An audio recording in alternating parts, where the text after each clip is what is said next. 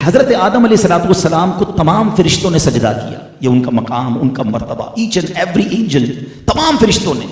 ابلیس نے سجدہ نہیں کیا, وہ راندہ درگاہ ہوا, وہ فرشتہ تھا بھی نہیں. اچھا, یہ سجدہ دو باتیں ہیں. امام فخر الدین رازی بڑی پیاری بات لکھتے ہیں کہ دراصل یہ جو سجدہ ہوا تھا نا, حضرت آدم علیہ السلام کی پیشانی میں نبی پاک کا نور چمکتا تھا. آپ کی اولاد میں سے ہونا تھا نا, حضرت آدم علیہ السلام کی اولاد میں سے نبی پاک نے ہونا تھا. تو حضرت آدم علیہ السلام کی پیشانی پر نبی پاک کا نور چمکتا تھا. فرشتوں نے دراصل اس نور کو سجدہ کیا. اور دوسری بات, حضرت آدم علیہ السلام کو یہ رسپیکٹ عطا کی گئی کہ تمام فرشتوں نے سجدہ کیا, مگر یہ جو سجدہ تھا یہ once in a lifetime تھا. جمعہ کا دن تھا, زوال کے وقت یہ سجدہ شروع ہوا اور عصر تک رہا, ٹھیک ہے, لیکن ایک بار ہوا. اب ذرا جو عربی گرامر جانتے ہیں, علماء بیٹھے ہیں, اس آیت کی خوبصورتی سمجھیے. ان اللہ وملائکتہ یصلون علی النبی. یصلون کا جو لفظ ہے یہ کنٹینیو ورب پر دلالت کرتا ہے. یہ ایک فعل ایک بار نہیں ہوا. یہ نہیں فرمایا کہ اللہ اور اس کے فرشتوں نے ایک بار درود پڑھ دیا, مومنو تم بھی پڑھ لو. نہیں, یصلون کا مطلب ہے یہ عمل مسلسل جاری ہے. ہر وقت نبی پاک کی بارگاہ میں فرشتے درود بھیج رہے ہیں, اللہ رحمت نازل فرما رہا ہے. یہ ڈیفرنشیٹ کرنا بھی ضروری ہے.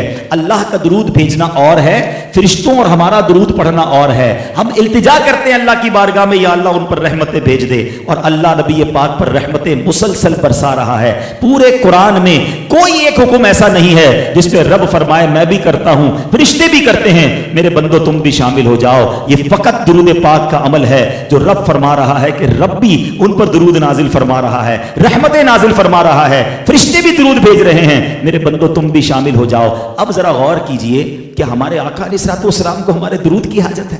نہیں, ہماری تو اوقات ہی کوئی نہیں. ہم ہیں کتنے دنیا میں. ایک حدیث آپ سب نے سنی ہوگی کہ نبی پاک علیہ الصلوۃ والسلام کے روضے پر 70,000 فرشتے صبح حاضری دیتے ہیں, 70,000 فرشتے شام حاضری دیتے ہیں. اٹ مینس 12 گھنٹے کی اپروکسیمیٹلی حاضری ہے.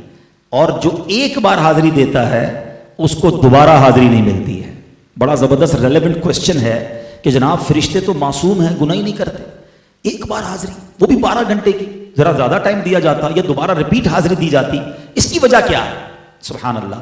جب بھی کہیں معاملہ الجھتا ہے نا تو پھر اعلیٰ حضرت کی بارگاہ سے سلجھ جاتا ہے.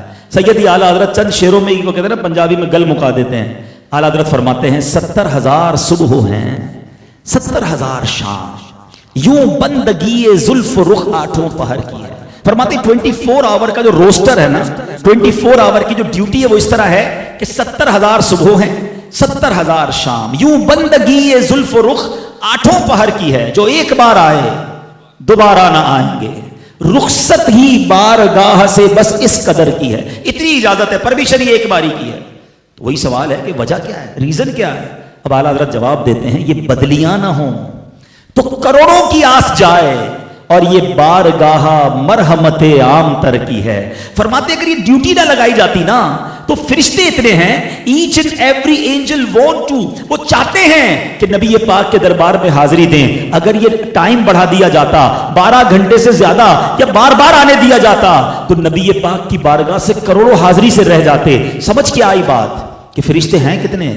اب ذرا کبھی اکیلے میں بیٹھ کر کیلکولیٹر کھولیے گا, ایک دن میں کتنے فرشتوں نے حاضری دینی ہے؟ 1,40,000, ٹھیک ہے. اب ایک سال میں کتنوں نے دینی ہے؟ 100 سال میں کتنوں نے دینی ہے؟ 1400 سال ہو گئے ہیں, اب اس سے زیادہ وقت ہو گیا ہے.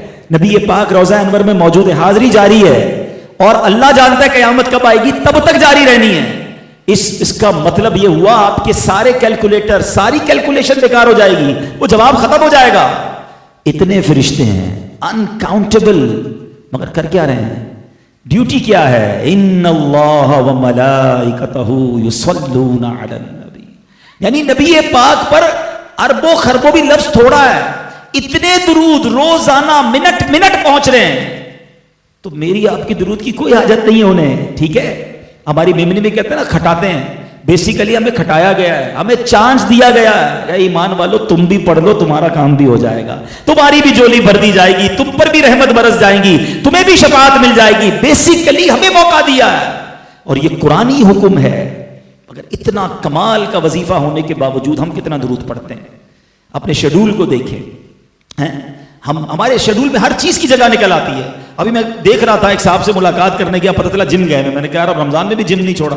جم تو ضروری ہے نا صحت کے لیے, یعنی آپ نے جو ضروری ہے وہ سب شامل رکھا.